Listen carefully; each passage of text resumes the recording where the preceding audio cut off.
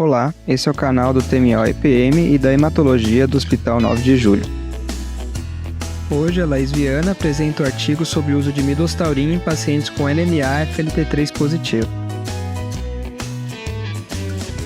Bom, eu me chamo Laís, sou residente do transplante da Unifesp e hoje eu trouxe um artigo sobre a associação de midostaurin com a quimioterapia em pacientes com leucemia mieloide aguda e mutação de FLT3. Então, uma breve introdução.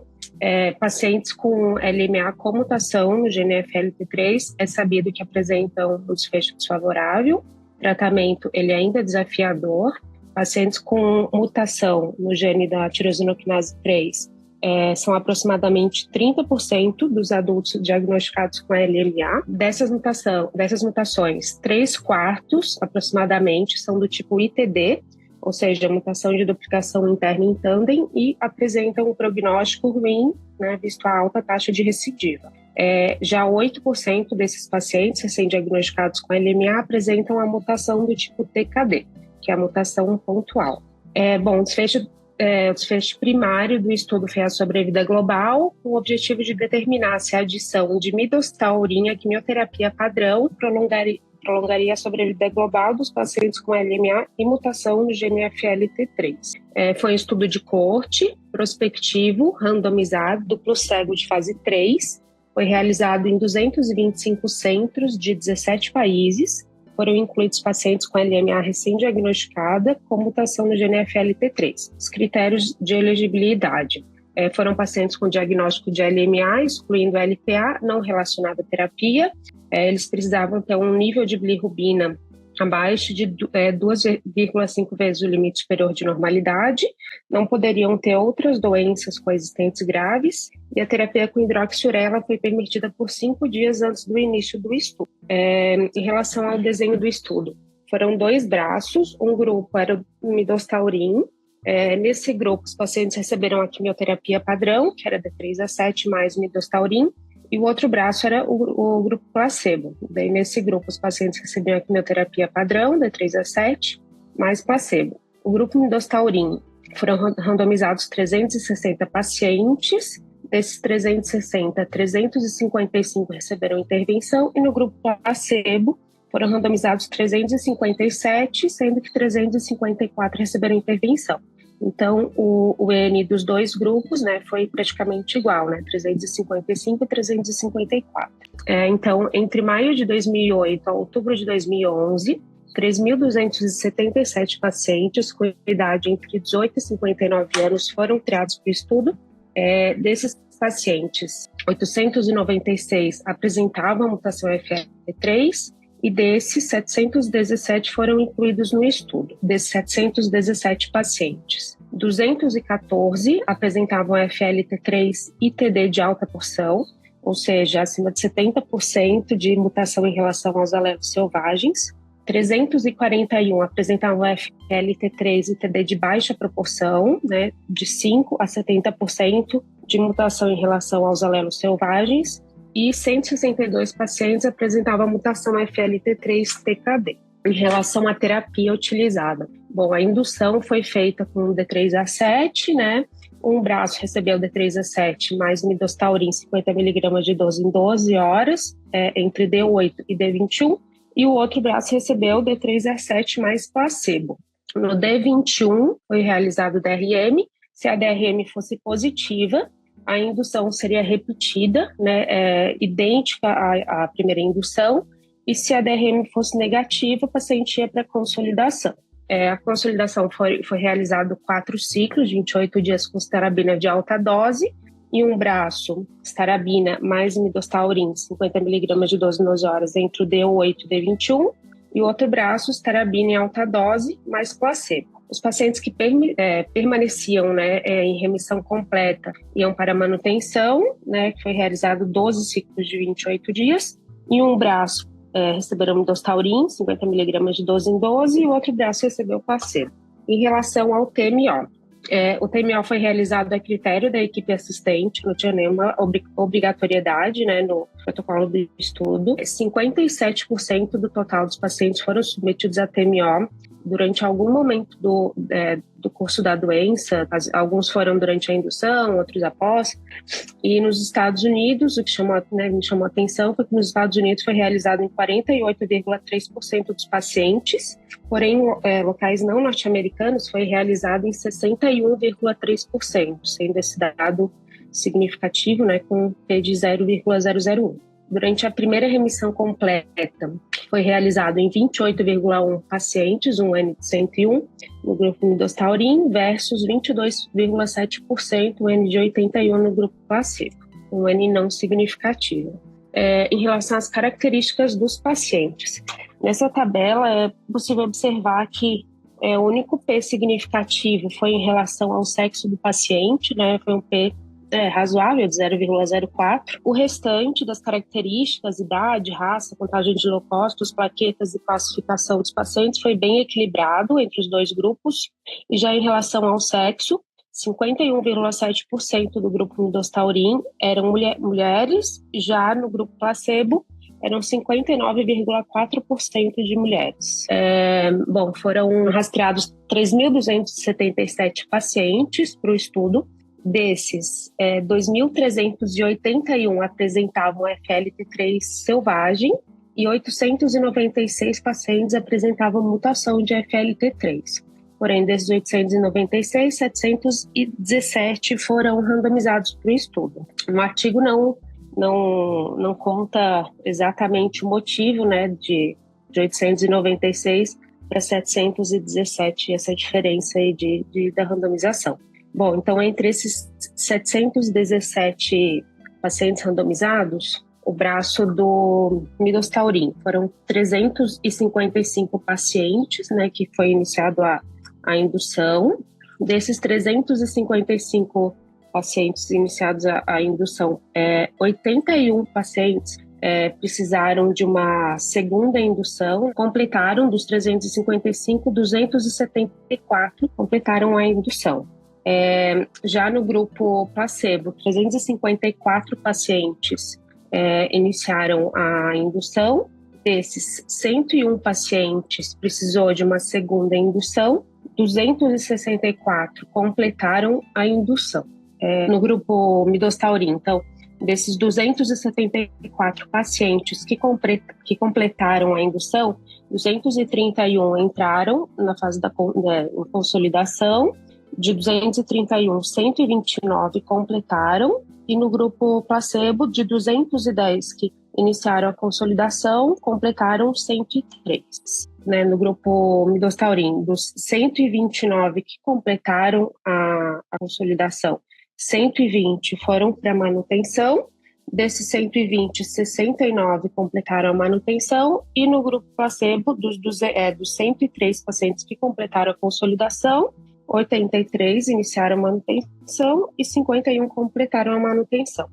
A taxa de morte entre os dois grupos não foi algo que chamou a atenção. No grupo Midostaurin tiveram 16 óbitos, né? No grupo placebo tiveram 11 óbitos. Já na consolidação, no grupo Midostaurin tiveram 2 óbitos e no grupo placebo tiveram 7 óbitos.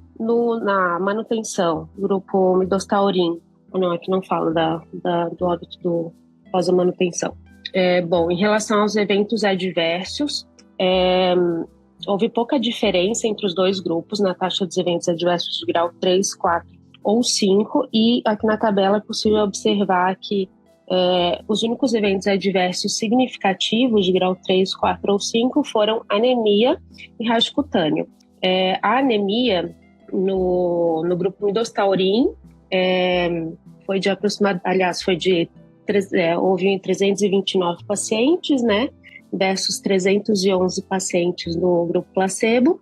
Já o rasgo cutâneo no grupo Midostaurin foram 50 pacientes versus 27 pacientes no grupo placebo. Os resultados. Em relação à sobrevida global, definida pelo estudo como tempo entre a randomização e o óbito por qualquer causa, entre os 59 pacientes que sobreviveram, o acompanhamento médio de 59 meses, a sobrevida global mediana foi de 74,7 meses no grupo Midostaurin versus 25,6 meses no grupo placebo. algo que chama bastante atenção, né? Já a sobrevida global em 4 anos foi de 51,4% no grupo Midostaurin versus 44,3% no grupo placebo. A sobrevida global mediana não diferiu significativamente de acordo com os subgrupos, né, das mutações FLT3. A sobrevida global mediana ela não foi alcançada em nenhum dos grupos dos pacientes submetidos ao TMO. Entre os pacientes submetidos ao TMO, houve um risco de morte de 24,3% no grupo Midostaurin em relação ao grupo placebo. Porém, a diferença entre os braços não foi significativa. Em relação à remissão completa, definida pelo estudo, precisava ser atingida até D60, né, e precisava respeitar os seguintes critérios: ausência de blasto do sangue periférico, presença de menos do que 5% de blasto na medula óssea, neutrófilos acima de 1.000 e plaqueta acima de 100.000. 58,9% dos pacientes no grupo Midostaurin versus 53,5% no grupo placebo atingiram remissão completa. Então, né, não foi um dado, né, significativo, com um P de 0,15. Em relação à sobrevida livre de eventos, definida pelo estudo como tempo desde a randomização até a recidiva, morte por qualquer causa ou falha em atingir a remissão completa, especificada pelo protocolo. A sobrevida livre de eventos foi de 8,2 meses no grupo Midostaurin versus 3 meses no grupo placebo, também é algo que chama atenção. O grupo Midostaurin teve uma probabilidade 21,6% menor de ter um evento do que os pacientes designados para o grupo placebo, então é significativo. E o benefício do Midostaurin em relação à sobrevida livre de eventos foi consistente entre os subtipos de mutação FLT em relação à sobrevida livre de doença, definida pelo estudo como tempo desde a remissão completa, especificada pelo protocolo até a recidiva ou morte por qualquer causa. A sobrevida livre de doença mediana foi de 26,7 meses no grupo Midostaurin versus 15,5 meses no grupo placebo. Bom, então o estudo CALGB 10603 demonstrou que entre pacientes de 18 a 59 anos de idade com LMA e mutação no GNF-LT3, a adição de midostaurin à quimioterapia resultou no risco de morte 22% menor do que entre os pacientes que receberam quimioterapia mais placebo. A adição de midostaurin à quimioterapia padrão prolongou significativamente a sobrevida global e a sobrevida livre de eventos entre pacientes com LMA e mutação FLT3, e a taxa de eventos adversos graves foi semelhante nos dois grupos. E é isso. Obrigada. Discussão. Trabalho bem interessante de trazer para nossa discussão, visto aí a mudança na perspectiva da LMA com FLT3 mutado, né, depois do advento dos ITKs, nesse caso de hoje específico, o midostaurin. Então, como a Laís falou aí, foi um estudo grande, né, multicêntrico, internacional, randomizado e duplo cego, né, que foi controlado por placebo, onde foram randomizados aí em torno de 700 pacientes, divididos em 2 braços. Então, um braço que receberia midostaurin associado à quimioterapia padrão com 3+7, e outro braço que era ocultada em midostaurin, os pacientes receberiam placebo. Lembrando que foi equilibrada a divisão nos 2 grupos, tanto em termos de etnia, valores de hemograma, idade, e com uma disparidade aí discreta entre sexo, preferência de sexo feminino para o grupo placebo. E também uma divisão equilibrada em relação aos subgrupos da mutação, né, da FLT3, seria a ITD, selvagem alto ou baixo e a TKD. Então, esses pacientes eram aí expostos ao 3+7, então 3 dias de dano e 7 dias de citarabina. E no 8º dia aí acabava entrando tanto na indução quanto na consolidação a midostaurina ou não, né, no grupo placebo. E o objetivo, né, o desfecho do estudo seria avaliar a sobrevida global nesses 2 grupos, onde mostrou uma significância estatística importante aí de superioridade no grupo midostaurin em relação a iOS e também a sobrevida livre de eventos e de doenças. Acho que de considerações que eu posso trazer para o estudo hoje seria em relação aos subgrupos, né, dos TKDs e TDs alelos altos, selvagens e baixo, seria ter uma comparação um pouquinho maior entre esses subgrupos em termos estatísticos aí, em relação ao ES, em relação à sobrevida livre de eventos, visto que o Midostaurin pode ter efeitos diferentes em subtipos moleculares aí diferentes. Acho que outro ponto em relação ao tempo de início do Midostaurin foi um tempo um pouquinho distante, né, do início, começou no 8º dia, se não me engano, na fase de indução, então coloca meio em dúvida sobre o real impacto da midostaurina nessa fase aí. Em relação ao que a Laís falou, né, os pacientes poderiam ser submetidos ao transplante halogênico ou não, então acaba sendo, acho que, um fator confundidor para o desfecho do estudo, né? Então, será que foi feito o transplante? Será que teve aí algum benefício do midostaurin associado? Então, acho que pode ser um fator confundidor no estudo. E acho que, por último, assim, só uma consideração final é que os pacientes que foram randomizados eram pacientes mais jovens, até 59 anos, se eu não me engano. Então, a população um pouco mais idosa poderia ser incluída no estudo, pacientes mais fit e idosos acabaram não sendo incluídos, que é uma prevalência relativamente alta da LMA nessa população. Eu acho que eu queria focar mais em um ponto que me chamou mais a atenção, que foi o alto índice de transplantes halogênicos associados. Na época, eu dei uma pesquisada para saber o motivo pelo qual, até em algumas regiões, 60% dos pacientes tinham sido transplantados mesmo com uso da midostaurina, e eu vi que o estudo publicado em 2017, acho que a última classificação da European Leukemia Net antes de 2022 era de 2017 também. Então, os pacientes com mutação na FLT3, naquele contexto ainda eram considerados pacientes de alto risco, né? E por conta disso, que a gente sabe que em vida real, o paciente de alto risco se beneficiaria do transplante halogênico, controle da doença e redução dos níveis de índice de recaída, né, maior, diminuir a chance de recaída. Mas eu acho que, pensando nisso, eu acho que para mim ficou um pouco mais aceitável a questão da censura dos pacientes que foram transplantados. Tudo bem que censurando os pacientes que foram para o transplante, você consegue avaliar isoladamente o efeito da droga, mas o paciente que você tira da tua análise primária, querendo ou não, vai tirar poder estatístico da sua intervenção. Então, foi exatamente isso que aconteceu quando você tira os pacientes que foram transplantados, você perdeu relevância estatística, mesmo mantendo uma tendência de melhor desfecho com o midostaurin. Acho que não sei se isso dificultaria a avaliação do efeito da medicação, tanto que em 2022 eles já tinham modificado o risco, né, de pacientes com mutação da FLT3. Esses pacientes já tinham e basicamente para risco intermediário. Então, acho que nesse contexto esse estudo mudou o paradigma de tratamento, né? Mas de toda forma, eu acho que na vida real alguns desses pacientes ainda vão para o transplante e não sei se não era o objetivo do estudo, mas ele não avalia também o efeito, quando ele censura esses pacientes do transplante, ele não avalia o efeito cinético do FLT3 para o paciente que foi transplantado. Então, talvez seja, não sei se tem algum outro estudo que tenha avaliado isso, mas talvez seja um ponto interessante de avaliação. Outra coisa que eu achei interessante é que, pelo menos na nossa prática clínica daqui, a maioria dos pacientes com LMA é transplantado.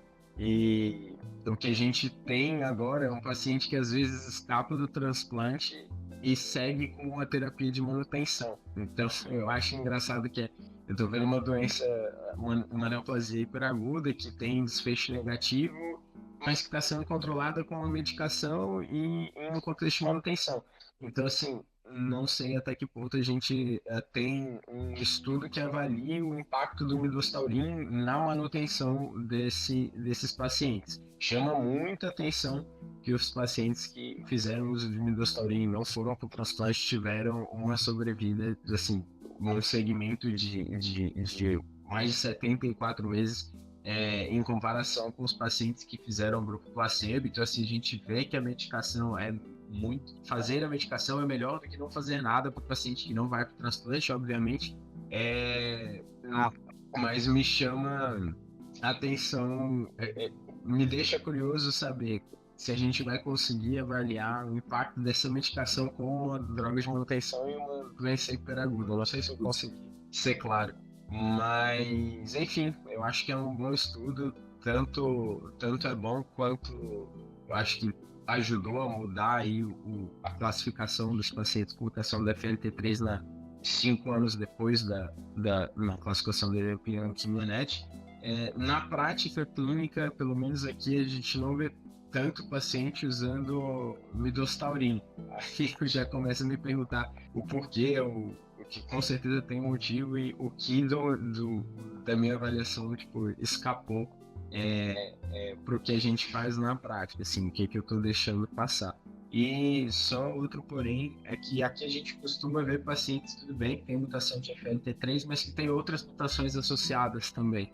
E aí eu pergunto se para esse paciente que vai ter outras mutações associadas e por consequência acaba sendo alto risco, o uso do FLT3, o uso do midostaurin ou um inibidor do FLT3 na indução vai também levar a melhores desfechos do transplante ou pós-transplante, porque nesse contexto dá até uma aplicação a mais da medicação. Deixa eu botar uma coisa pra você, né? Esse artigo era aplicado em 2017, já. Baseado no que a gente tem hoje em dia. Como você trataria um paciente com LMA, FMT3 e TD com 56 anos, né? Que já estou agora 5 comorbidades. Vocês, qualquer um aí para responder. Seria transplante, né? Tá, mas como você faria então a indução dos pacientes com circulação? Acho que seria 3+7 com midostaurin, né? Para você, hoje em dia, consolidaria com transplante, será? Para o paciente com FT3 TD seria 3+7 midostaurin, consolidação e te levar para o patologênico. Ou autólogo, sei lá. O que você faria? Bom, risco intermediário dá para fazer autólogo. Dá para fazer autólogo, é isso que eu ia falar, se você quiser, mas não é o que... Não sei se eu induziria remissão, eu levaria patologênico de toda forma. E avaliar, né, para indução com midostaurin, que é uma coisa meio off-label, eu gosto dessa ideia também. Teoricamente, o que você está falando ainda não tem esse dado ainda publicado, né? Primeira linha mas tem para segunda linha, para combinação com butirtinib, né, que é o VLA com butirtinib. Eu gostaria, não lembro nem de ter visto nada ainda. Você lembra de ter alguma coisa? Acho que não. VLA, na verdade, você vai ter análise sobre grupo, né, dos pacientes com FLT3. Você tem dado do midostaurin. Ele quer fazer VLA. Você vai fazer VLA com midostaurin? Não, vai ter com guilt. Eu falo depois até. Então, teoricamente, você está inventando um negócio. Não, off-label. A gente fez algumas vezes aqui, foi interessante, mas é complicado. Iniciativa do investigador. Minha dúvida é, esse estudo mudou a prática clínica para vocês? Quando você olha um dado desse, você está vendo um estudo já que já tem 8 anos publicado. Esse estudo hoje em dia seria tratamento padrão para vocês? Não. Acho que tanto não é como que eu comentei, tanto não é como eu não vejo aqui, entendeu? Isso é, claro, que é lá da minha experiência escassa, mas acredito que não. Não, por quê? Então, o que você faria então para esse paciente? Cara, eu acho que a gente tem... É meio difícil pensar isso porque eu não tenho braço comparativo de como o paciente responde quando a gente faz. Porque, sinceramente, eu nunca vi. Mas se eu tenho um paciente que é fit, que é uma mutação de risco intermediário, e talvez eu tenha outros métodos de avaliação de controle de doença, sei lá, na época que a gente tem como fazer DRM em anos, alguma coisa nesse sentido, você conseguiria tirar o paciente do risco intermediário e levar ele para o transplante se ele tiver algum sinal de atividade de doença, mesmo que pequeno, ou até para o paciente de baixo risco, e para o risco intermediário, consolidar esse paciente para o transplante, para mim, não parece uma má ideia. Pelo contrário, parece algo seguro que vai ser efetivo no longo prazo, entendeu? Mas esse era o objetivo. Chegou o paciente, o que você faria? FLT3, TD, jovem. Induziria remissão e consolidaria com transplante allogeneico. Com quimioterapia só? Sim. Usado. Tá. Então, tem muita coisa para falar. Acho que o principal ponto é o artigo 2017, sim, mudou a prática clínica, e tanto que hoje a classificação da European Leukemia Net mudou por causa desse trabalho, né? Tem outro trabalho que eu vou falar, mas é isso, né? Então, era algo que os pacientes com FLT3 era alto risco de recaída agora, né? Entre outros, porém, não é, a maioria é considerado como risco intermediário, né? Então, nesse trabalho também, a gente já discutiu diversos desses trabalhos, então, talvez a gente tenha repetido alguns pontos aí em discussões anteriores. Nesse trabalho ainda usava a questão do ratio, né, de FLT3, da mutação versus selvagem, algo que se não utiliza mais. Até a mutação do ratio nesse trabalho veio antes, até da indicação do European Equimanet da época, né, que era a questão do 0,7, do utilizero, do 0,5, né, quando você analisa análise de subgrupo também, né, fica até questionável essa questão do ratio e até da mutação, né, ITD e TKD, mas é um estudo que mudou a prática clínica, tem seu mérito. Eu acho que o paciente que tem FLT3, respondendo a pergunta do Pedro, né, mutado hoje em dia, ele faz inibidor, né, de FLT3, paciente elegível, quimio mais inibidor de FLT3. Aqui no Brasil a gente só tem midostaurin, fora do Brasil a gente vai ter o quercetinib, que é um outro trial que eu já vou comentar. Só para ficar claro, gente, então os pacientes são classificados hoje em dia com LMA baixo risco, intermediário, alto risco. Baixo risco você só faz quimioterapia, alto risco vai para transplante, risco intermediário você pode fazer as 3 opções, tá? Consolidar com quimioterapia, com doses de intermediária de ARAC, autólogo e também halogênico, tá? As 3 terapias são possíveis. A gente, por ser transplantador, tem uma tendência a levar esse paciente para transplante halogênico quando tem condições boas, né, status performance e doador bom. Então, só para ficar claro, esse é o algoritmo atual. A questão que a Gabi falou do 8º dia não tem problema, é isso. Por que é o 8º dia? Porque o paciente tem diagnóstico de LMA e demora para sair o FLT3. No estudo clínico, a gente consegue ter isso mais ou menos em uma semana. Abre parênteses também, não tem problema atrasar, né, essa uma semana, também começar o inibidor de FLT3 e digo mais, né, teve trabalho também de esses passados, que mostrou que atrasar, né, até 2 semanas aguardando o painel não teria problema. O fato é que a gente começa a indução, até o 7º dia tem a mutação e aí a gente começaria o inibidor, tá? Então, quando isso em vários serviços, pede o FLT3 separado do painel do NGS, né? Porque esse dado, por que pede separado, né? Porque muda a conduta. Basicamente é isso. O Rafa falou TMO alto, né? Que eles planejaram 15% e basicamente 25% fizeram TMO. Eu acho baixo, na verdade, pela época, né? Você não induzir, você só induzir e segurar esse paciente com inibidor sem fazer transplante, não era a prática clínica na época e também não é algo que eu me incomoda um pouco. Ainda acho que esses pacientes aí acabam recaindo. Então, paciente tendo condição aí, eu acabo dando para transplante, como eu já falei. Isso intermediário é transplante, né?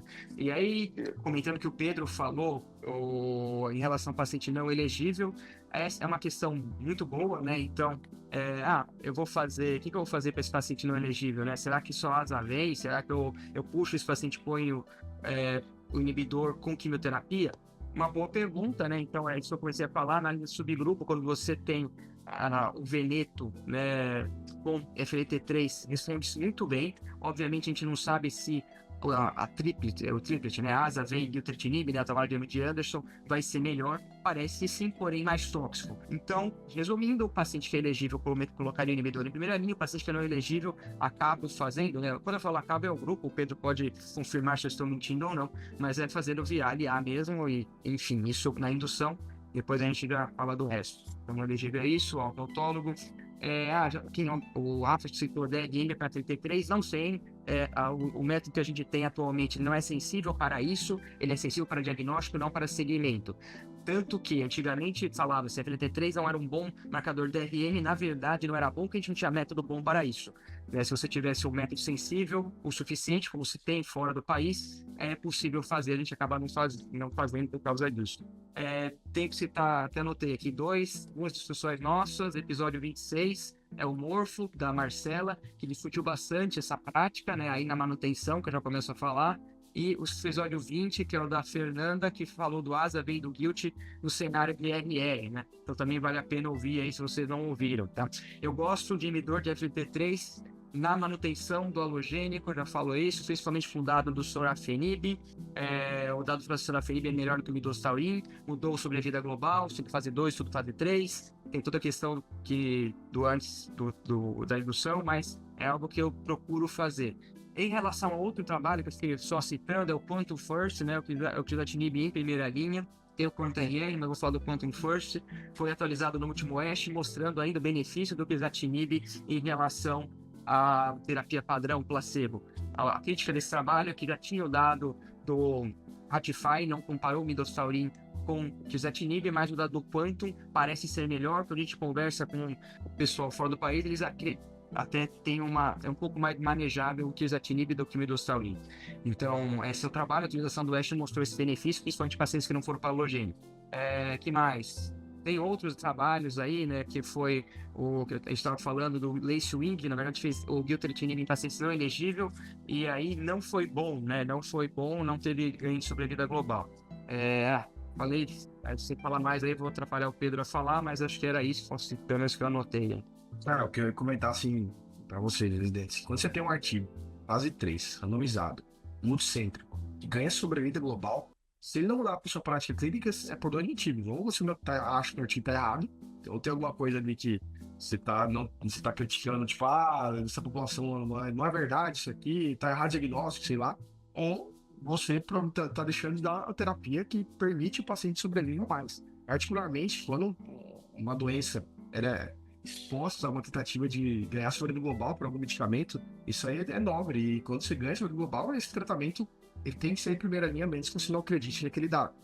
Eu não vejo nenhum grande motivo para não acreditar nesse dado do FLT3. Vocês estão confundindo algumas coisas. Falar que a FLT3 é uma doença é intermediária, tudo bem, só é porque exatamente existem esses artigos mostrando que os inibidores de FLT3 melhoraram o prognóstico da doença.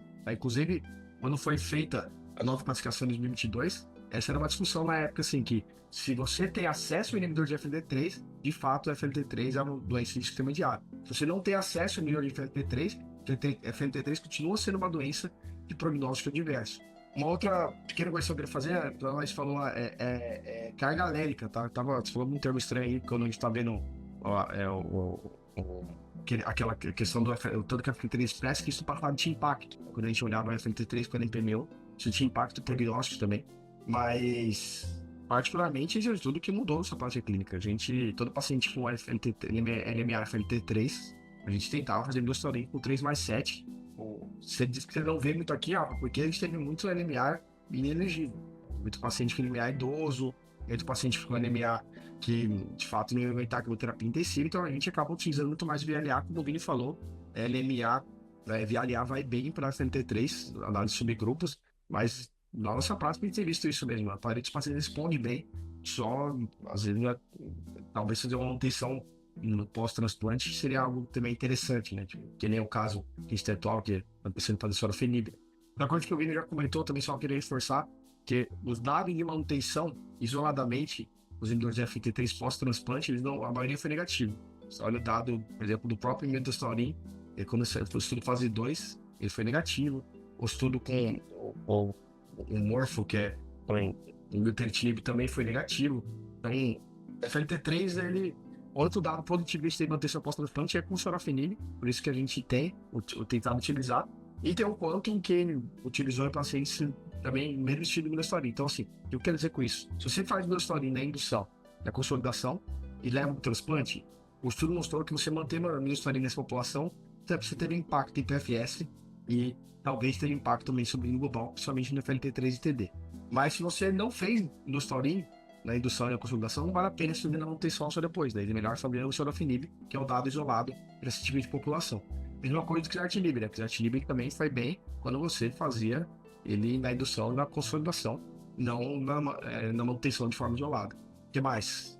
Tem um dado legal que saiu no Ash também, é o porquê que o sorafenib funciona na manutenção, né?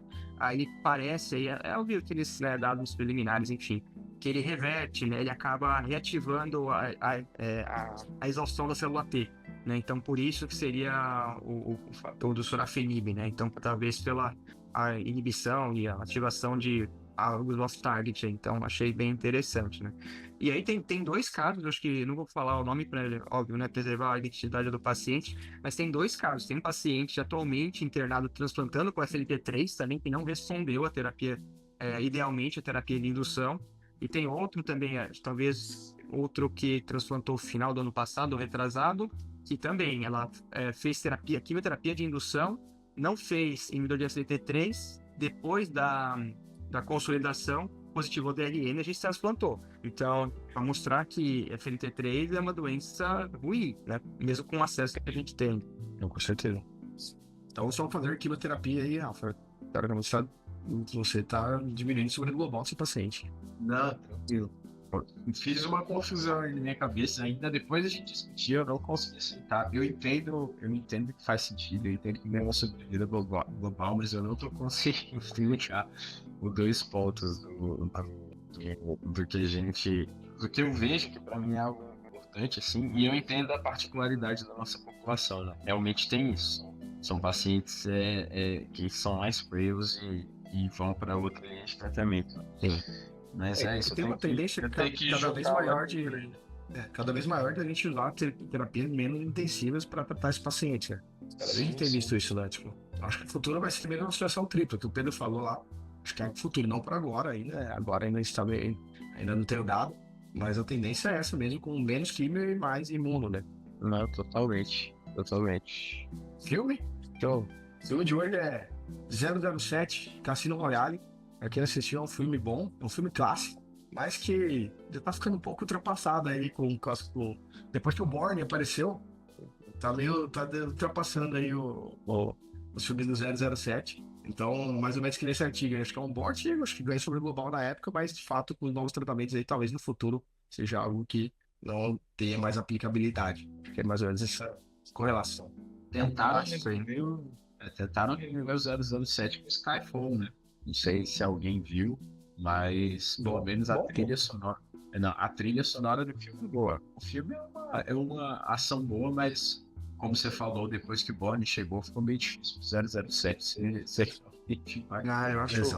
Eu acho bom ainda. O último do Sem Tempo para Morrer é bom também. Então o último é bom, o último é o melhor. Né? Vamos ver quem vai ser o novo 007, né? Essa é a questão.